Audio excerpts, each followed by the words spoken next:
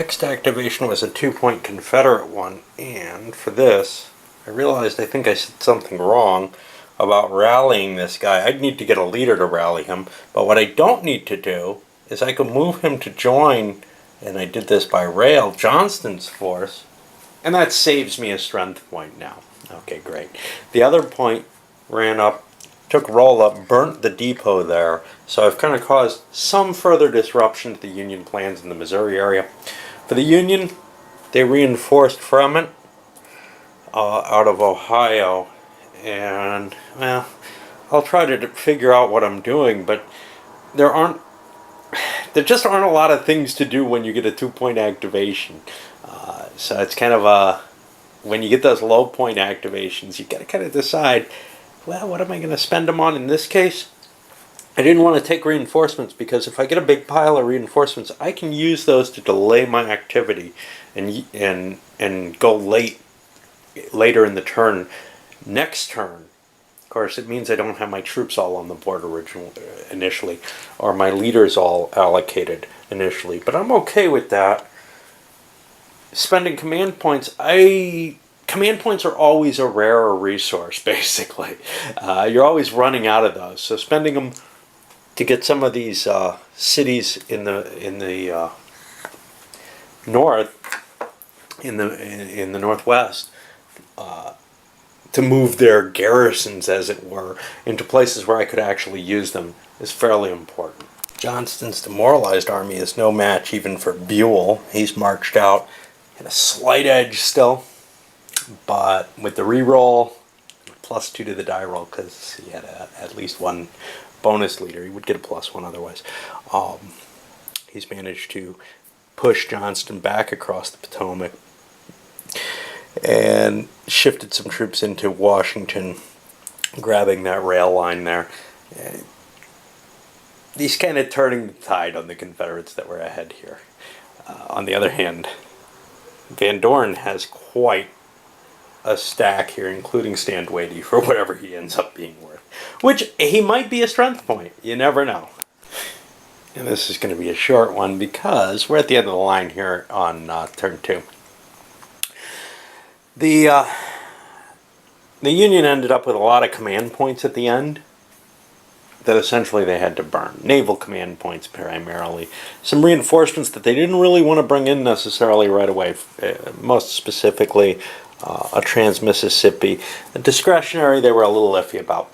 I've got some cleanup to do. I've got to lose a unit of Confederate troops from there.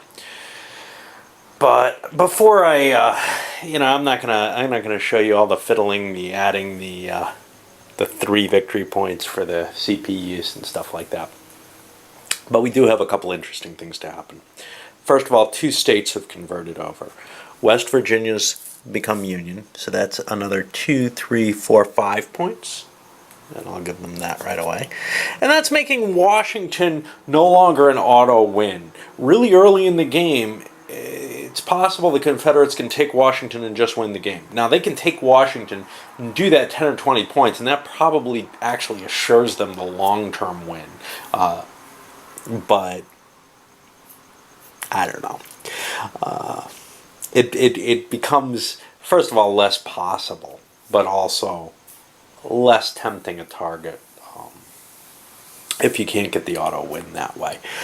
And then also we have Missouri, which fell, and that's 1, and this is really big, 1, 4, 5, 6 more points. It's not so much the victory points here as the fact that now I can start building troops right up here. And that's why I didn't want the discretionary. I had to bring it in over in St. Louis. That's the only place that I own in the Trans-Mississippi. All these alert markers come off. The Indians. Oh, not all of them.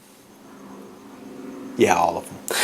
If there was an Indian near one of the alert markers that could have raided, then it would be a potential. It would remain.